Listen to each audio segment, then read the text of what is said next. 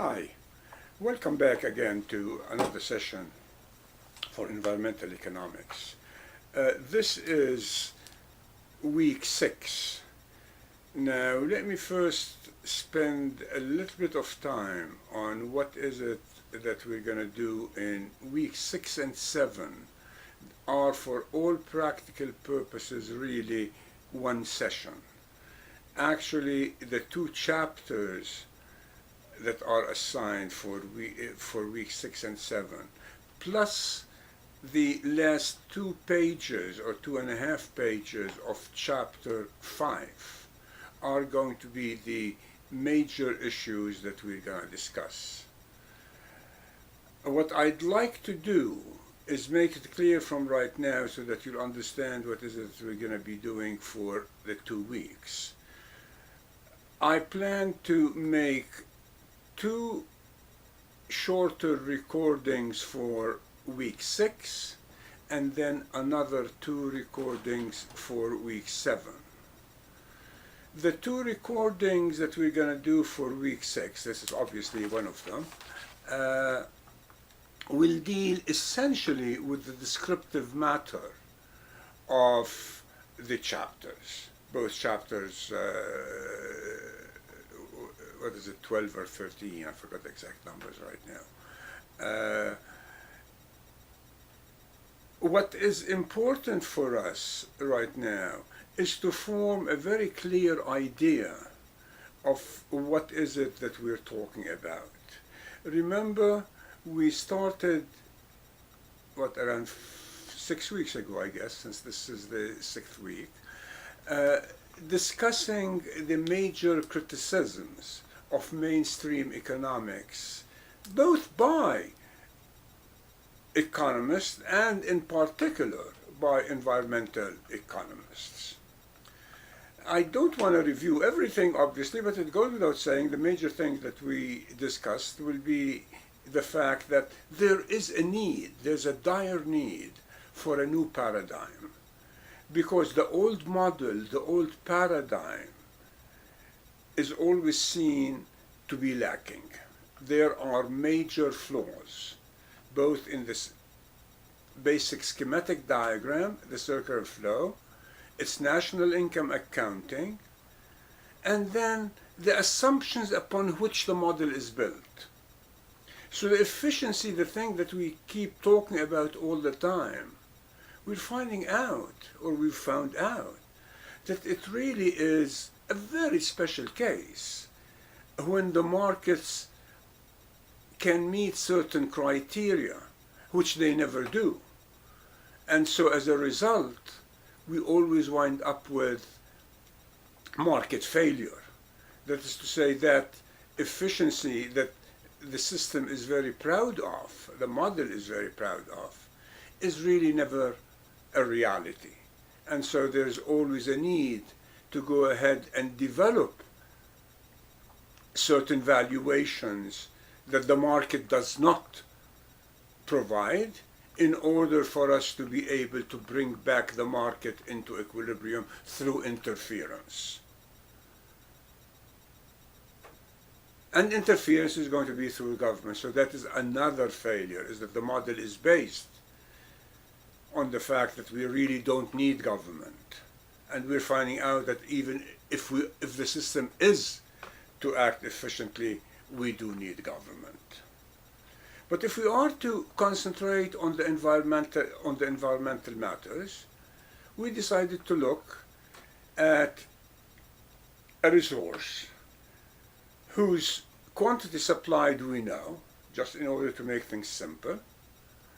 And we decided to look about how is it, whether we can get it to be efficiently allocated or not. And we found out that in a static equilibrium, if we are to make the assumptions about full markets, then yes, we can speak about efficiency, because then we will be maximizing the surpluses, the consumer surplus plus the producer surplus. No other point is going to provide a greater amount of surplus. But then the next point was, okay, what if we're going to speak about 2 periods? What happens then? And we found out if we're going to have two periods, we're going to go ahead and also do the allocation of that limited supply over these two periods. If the limited supply that we have is greater than what we would have produced, than we would have consumed in both periods, then we don't have any problem of allocation. The problem really arises when the supply is less than the projected demands in these two periods. And in that case, it was very clear that the answer that is provided through the market, that's to say the efficient allocation, violates the condition of sustainability. So one more time we found out that even if the market is to operate efficiently, which it doesn't, yet it cannot guarantee sustainability. And what else did we find out? We found out that yes, sustainability can be brought back, but again through an interference. So we need somebody to go ahead and interfere. Now this is really right now the session for today and the next three sessions, let's just say the 2 weeks, the 6th and the 7th week, are really a continuation of this. As you might imagine, the next logical step, which he dealt with in chapter 5 in the last 2 pages, but we want to deal with it much more at length for our purposes, so I'm going to deal with it really in chapter 7. But let me just tell you right now, in week 7, let me tell you right now what is it we're going to do. We're going to try and do an exact numerical example of how is it that we'd allocate when we have multi-periods. That's to say, it's not only 2 periods, we have a quantity, and we're going to go ahead and allocate it over, 10 periods or 20 periods or whatever the case might be. And in that case, how will we go about doing it? And obviously the next question is going to be, is it going to be sustainable?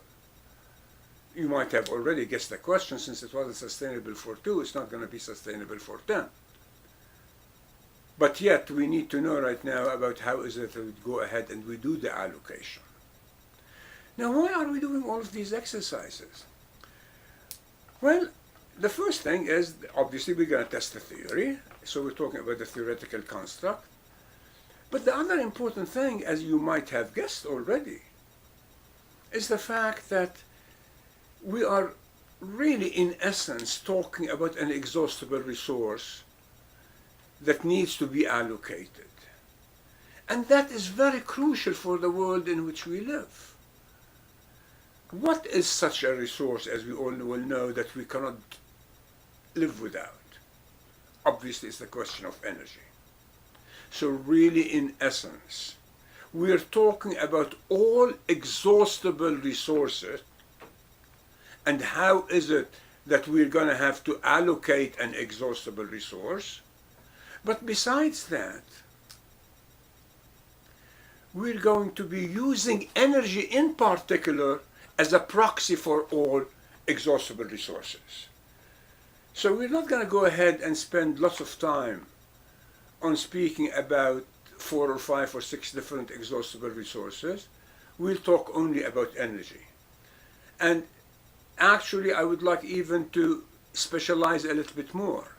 Instead of only talking about energy, you can think of most of our examples, of all our examples, as if they're really related only to oil.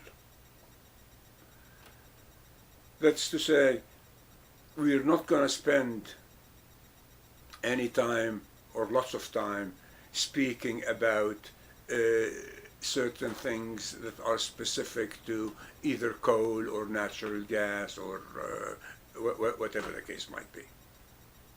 Because it goes without saying, if it is an exhaustible resource, then really all of them are going to be subject to the same rule. And the single most important exhaustible resource that we know of right now, that is creating most of our problems, are obviously the fossils in general. But the greatest of the fossils, fossil fuels, is obviously that of oil. So really our concentration then for this week and next week, in essence really, is to get a deeper insight into the economics of oil. Now, before we can go a little bit further into this, we need to get a general idea of the specifics. So really, week 6 is less demanding than week 7. I'm hesitating because I don't want to say more difficult, because what's difficult to one person is not difficult to another. However, week 7, we're going to do lots of graphs and lots of calculations. For this week, today, this session and the next session that I'll do after that, in order to keep them a little bit separate, are not going to be dependent on any quantitative analysis. It's really only descriptive. And those of you who have a strong environmental background, probably you know very many of the facts, or those of you who are interested in energy, you also know some of the facts. We want to try and highlight some of the facts so that later on, when we do the calculations, you would really realize that these are extremely realistic examples. The other thing that I'd like to stress from right now, which we've stressed before, but in order to highlight it one more time, in order to be able to really understand and do ecological economics or environmental economics, it isn't enough to understand economics, but you've got to also be very familiar and comfortable with the basic ideas of ecology, of environmentalism. And this is really the difficulty of environmentalism, is that it's very demanding because it covers all fields. So you've got to understand, therefore, quite a lot of the scientific principles, over and above maybe also the idea of how knowledge moves forward and so on and so forth. The same thing is true, by the way, for those of you that are environmental major. You'll never be able to do anything meaningful or come across as being competent in environmental economics if you're going to go ahead and depend only on your knowledge of ecology and the basics of environmentalism. You've got to understand and be very comfortable also with these basic ideas of economics, so that you'll combine them together, so that you'll critique, and I hope it would be a critique, will come across as being credible. So this is, I hope, will become clearer as we develop these ideas in these 2 chapters. Because we're not going to be developing any new tools. The tools already exist. But again, at the risk of repeating ourselves, as I said earlier, I think it's very important that we are trying to ask different questions. Questions that haven't been asked or are not normally raised. So if you ask different questions, then you will be able to provide a different answer. One of the most important things, as we'll find out, at least for the time being, is going to be really an understanding of what are the sources of all our energy in the United States. It goes without saying, by the way, I'm not going to spend any time convincing you of this, because all of you probably are convinced of it, and if you're not, really, I'm not going to be able to convince you of it in only a matter of minutes. But everything that we know of in the world would not run without energy. If you look around you in the room, wherever you're at right now, you'll find out that everything was created by energy. Because mass is really energy ultimately. So wherever you have mass, you're going to have energy. So energy is extremely important. A hugely important thing that, again, we've got to keep in mind for a real understanding eventually, and is the principle of the second law of thermodynamics. To remind you one more time of the principle of the second law of thermodynamics, we know that the first principle is that matter and energy can neither be created nor destroyed. So if matter and energy can neither be created nor destroyed, it means that we have the same amount of energy. So if we always have the same amount of energy, why is it that we always worry about running out of energy? It's because of the second law. The second law says that as you use energy, you transform it. You don't destroy it, but you transform it from being available to being unavailable. So notice this is crucial. As we use energy, we're going to have less of it. The more we use, the less we have. The more we use, the less we have. Although the overall sum of energy is still going to be constant, because remember, energy cannot be created nor destroyed. The classic example that is given, and I might have mentioned it in an earlier session, will be when you burn a lump of coal. When you burn a lump of coal, you're going to wind up with energy that's going to be released and with a heap of ashes. The energy that was released and the ashes still contain the same amount of energy that was in that lump of coal. But can you go ahead right now and bring back all that energy in order to create that lump of coal? And the answer is no. And that is entropy. Entropy is that everything is going to deteriorate. That's why bridges need to be painted and buildings need to be maintained and so on and so forth. It is because of energy that they will, because of entropy, that they will fall down. So even without any activity, we're going to wind up with less usable energy. But notice what we're saying. The greater is our activity, economic activity, the greater is our use of energy, and therefore the less of energy that we're going to have. Now, what is the basic lesson behind all of this, as you might have imagined? That is the whole idea behind running out of energy, all of these energy crises that we've been running across. So what is potentially, at least, and it's not around the corner as we'll find out, what is potentially a solution for this? It is the renewable energy. And that's why we said these two sessions are going to be dealing only with exhaustible resources, non-renewable resources. If it so happens that we can move into a renewable resource, even that, by the way, strictly speaking, would not overcome the law of entropy, but definitely it will buy a very long period of time.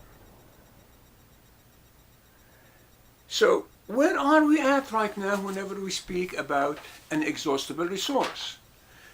What I'm going to show you right now is a diagram that unfortunately is not very well known, although it should be. It is very common. It's produced by the United States government, and it's been produced for probably over 10 years. I'm going to try and focus the camera on that diagram, so bear with me for a few seconds.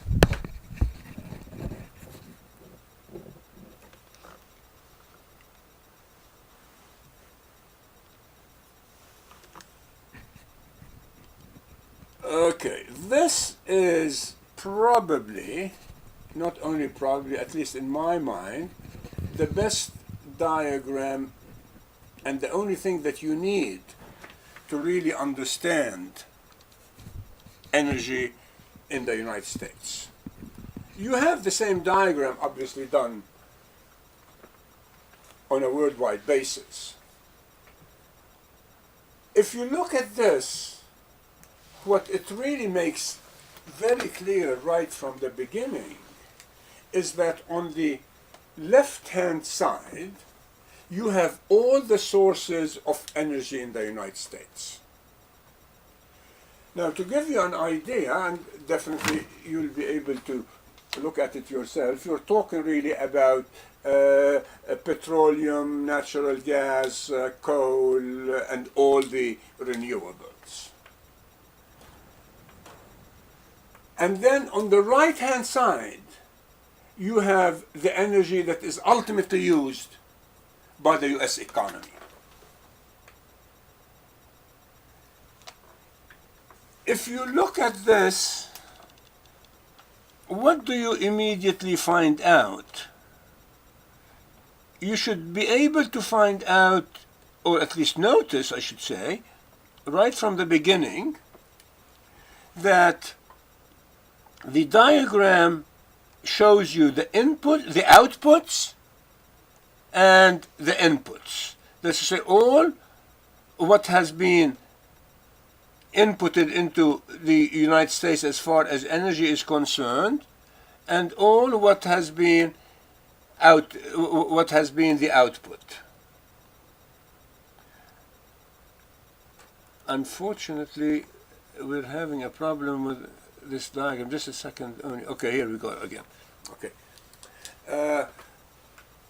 You'll find out that the US economy, and that's a very important figure, the United States economy requires every single year more or less around 100 quads. What's a quad? A quad is a quadrillion BTU. 1,000 trillion BTUs. Now, to give you an idea, by the way, also about the importance of the American economy, and that's why people have the right to always speak about what we do in the United States, the whole world produces only around uses around 500 quads. So the United States uses around 20% of the energy of the world, although we are only something like 4% of the population. So our use of energy is going to affect the availability of energy and the cost of energy and the energy supplies for all people all around the world. So it's very important, therefore, to pay attention to what is it that we do. But as I said, we really can spend hours on this. But let me highlight a couple of things. So these are over here the 97 quads. The 97 quads, as you can see, let's think of them as 100. How much comes out of petroleum? 35. So over 35%, 36% of all our energy in the United States is from petroleum. And what's the second? The second largest is natural, and by the way, this is for 2015. And these things do not change substantially from one year to the next. I haven't seen the 2016 yet, but it will be essentially the same. So the second source is natural gas, and natural gas is 28.3 quads. Then coal. Coal is 15.7 quads. So if you add these three, what do you get? You get 50, 78, 79, almost 80. So 80 of the 100, 80% of our energy comes from these three fossil fuels: oil, natural gas, and coal. What's been happening recently is that the mix between natural gas and coal has been changing. Natural gas has become more abundant, it's cleaner, we're using it more, we're substituting it for oil. For coal. While the use of oil hasn't changed that much. And this is probably going to be more likely to continue for a while. If you look at all the other renewables, by the way, what do they add up to? They add up to, if that is 80 out of 97, they add up to only 17, which is less than 20%. But that 20%, most of it is really nuclear. Nuclear is half of it, is 8 quads, 8 out of the 17. Then you get hydro, which is 2.5 quads. And then you get biomass, which is the wood, 4.8 quads. So if we're going to take away the hydro and the nuclear and the biomass, because it goes without saying, the nuclear is very controversial, but yet we haven't really added any nuclear capacity in over 20 or 30 years, and I don't think we're going to be likely to be adding anything substantial. The hydro, we have built most of the big dams that we're going to build. And the biomass, again, there is a limit. I mean, yes, we burn wood, but you don't want everybody to burn wood, because then if everybody is going to burn wood, you'll run out of forests. So again, there are limits. So my point is, if you take the 80 from the fossil fuels and you add to them the 10, 14, the 15, then you get what, 95. It's actually a little bit over 95, but let's keep it at 95, and let's say that total output is 97. Then all what we're producing from renewable resources are only 2. 2 out of 100. So 2% of our production of energy comes out of solar and wind and geothermal. Solar is half a quad, wind is 1.8 quads, and geothermal is 0.224 quads. So if we are, my point in this is really very simple. Let's assume that you have a crisis, and we know that we really have something very close to a crisis in energy. And very many people speak about how is it that we're going to be able to transform ourselves and solve all our problems by becoming renewable. Our renewables, all of them together, are less than 2%, or about 2%. How likely is it that you're going to be able to move from 2% to, let's assume, 10%, 20%, 30%, 50% in a short period of time? It's not going to happen overnight. It's not going to happen in a year or two, or maybe in a decade or two. So we're really talking about the need to do the transformation, but the need to plan to do it as soon as possible and to get started, otherwise we will miss the boat. Actually, many people will suggest that we have already missed the boat, that we are past the point of no return, but I don't want to get into that right now.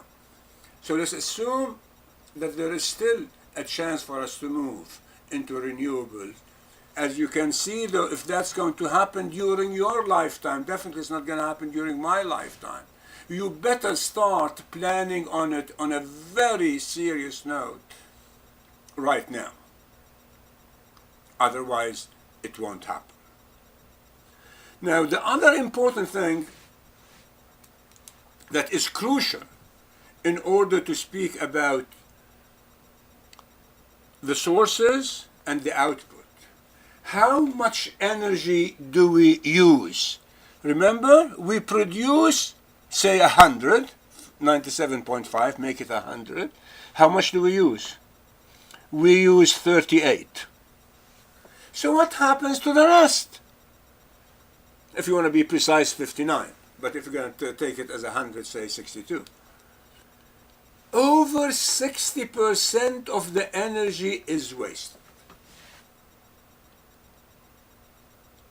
We produce, we supply 100, but all what we need is 38. So 60% is wasted. Where's environmentalism in this? I hope that all of you have answered this question and have answered it correctly. Not the total waste, but most of the waste is inevitable. Why? What's the word? It's the second law of thermodynamics, because of entropy. You can never ever create a system whereby you will be able to use all what you produce. And so those who try to think in terms of thinking that recycling is going to be solving the problem, this is showing one more time that it cannot be done. It's impossible, because part of the energy as it's being used is being dissipated, is being lost. And it can never be recaptured again. It will never, the molecules will never be reordered in order to form another lump of coal. So the lump of coal, once it is burned, then it's lost forever. And this again really is a little bit more complicated. I don't want to get into it for this class, but that is called, at one time it was called statistical thermodynamics, because there were some people that argued that potentially these molecules could be reordered one more time in order to form a lump of coal. But entropy says, if you're going to create order from disorder, you need an external source of energy. Let me give you just one example and leave this because I don't want to get caught up in this. Which is more ordered, you think? Water or ice? It goes without saying that ice is more ordered. So how can you take the disordered molecules of water and form them into ice? They become ordered by putting them in an ice tray, putting them in the fridge. But what do? You plug the fridge into an electric outlet. That's to say, you need an external source of energy in order to transform what is disordered into becoming ordered. Otherwise, the natural tendency for everything is to become more disordered. That's really another way of looking at the second law of thermodynamics. And keep in mind, by the way, those of you who are not familiar with it, that this is not philosophy.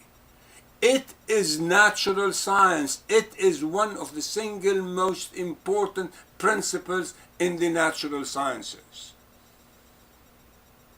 Just as important, as valid as gravity.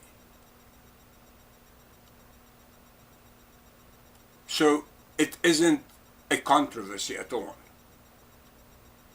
And that's why ultimately what we're saying is that there's always a need for more efficient efficiency and for using less. Again, I don't want to jump to the last week of the semester, but it should be very clear from right now what is our conclusion, and we've hinted at it a couple of times before. Steady state economics, which means you need less economic activity, because we're saying we cannot keep this economic activity forever.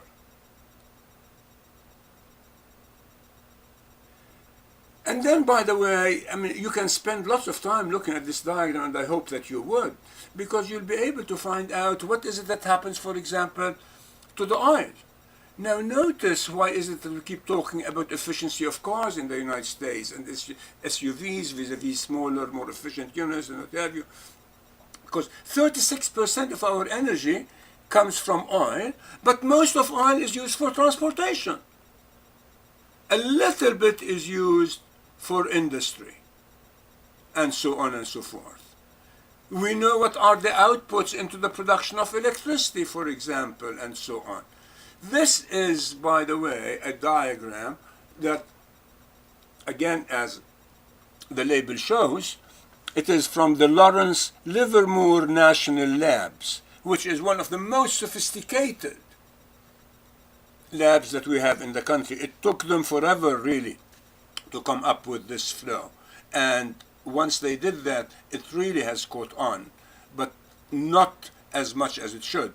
Because anybody who spends, I don't know, an afternoon or a day or whatever looking at this diagram, you get a very good feel about what are the sources of energy, how do we use them, how much is being wasted, and therefore if you're going to form an energy policy, it'll be impossible to do it without looking at this diagram. Now, I don't want to spend any more time on this, so let me go back to this and talk to you just for a few more minutes about certain other things. The single most important thing, it goes without saying, when it comes to energy, and we're going to be using oil, as I said, as a proxy, is that the quantity of oil in the world is fixed. Although it's fixed, there's a difference between the theoretical amount of oil and the oil that can be lifted from the ground. What is important is not the overall amount of oil, but it is what is known, and again, this is where environmentalism becomes very important, as net energy. I mean, let's assume, for the sake of the argument, that you can prove beyond the shadow of the doubt that there is an oil field, say, with 1 trillion barrels of oil. But it is, just for the sake of the argument, say, at the depth of, 100,000 feet.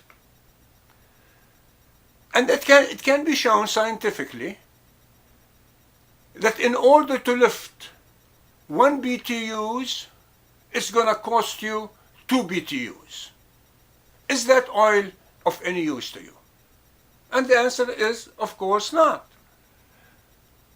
Nobody in the right state of mind will be willing to spend 2 BTUs in order to get 1 BTU. So there is no net energy. So what's important about energy supplies is to have a supply, a known supply that can be extracted, and yet that will leave you with a surplus after you extract it. Now, there used to be a very popular theory around 8 years ago. It had become very popular up until, that's why I'm saying 8 years, up until the Great Recession. It started losing very many of its followers after the Great Recession, and that is peak oil. People were talking seriously about how is it that we're going to be running out of oil. This doesn't mean that there won't be oil, but it means that there will be oil that we will not be able to lift or let's say rationally, we wouldn't lift it, because if we lift it, we'll be shooting ourselves in the foot. Because we'll be spending more energy in order to produce less.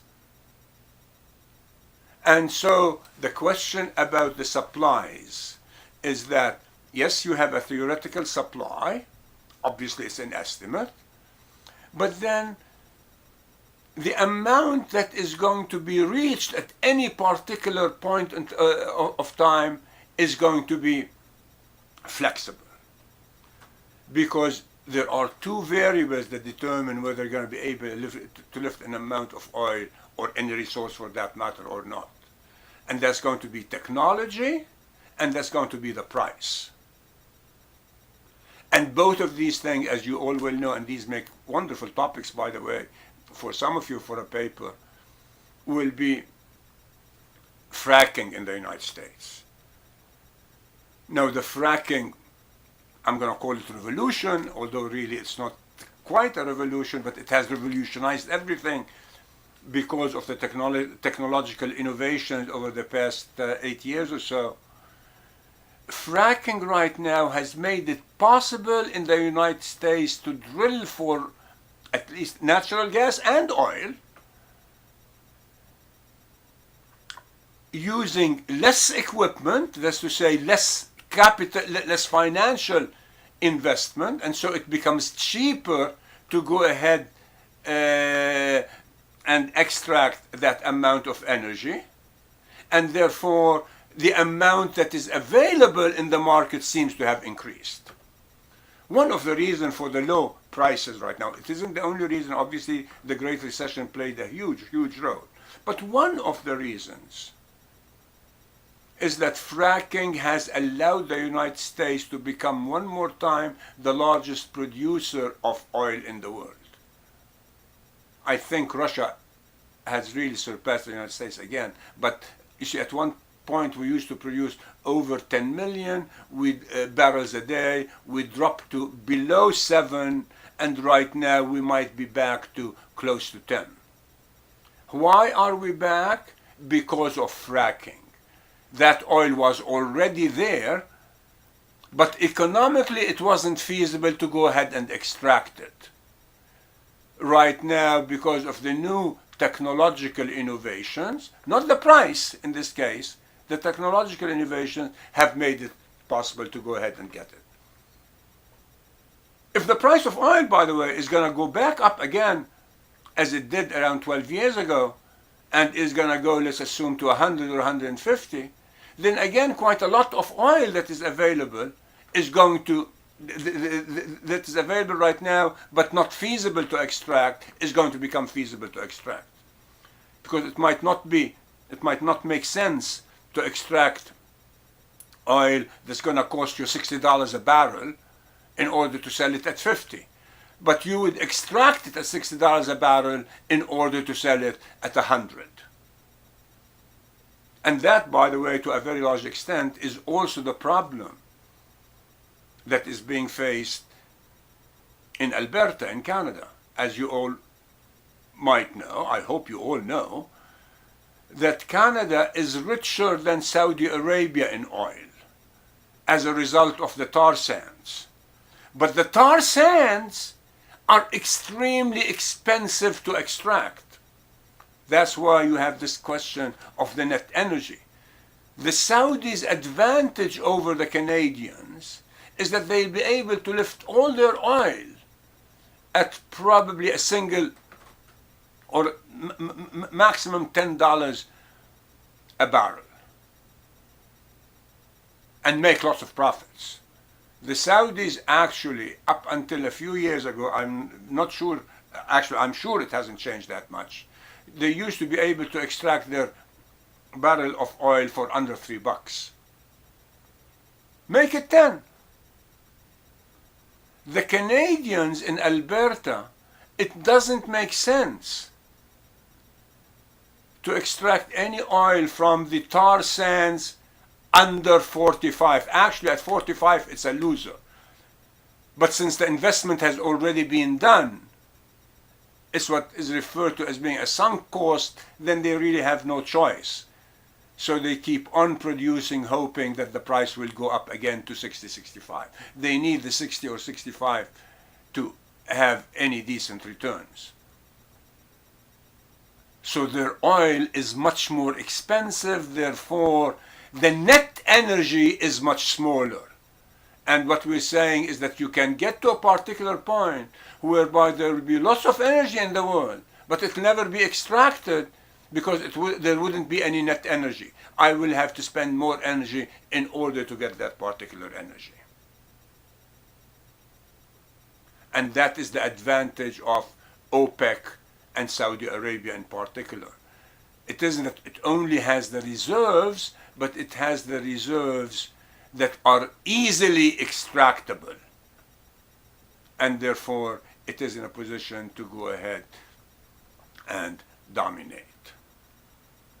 So what we're going to do later on is, in the next session, I'm going to show you a few diagrams, graphs, it shouldn't be very difficult, about the general profile of an exhaustible resource as we are using it. What happens to that general profile of that exhaustible resource?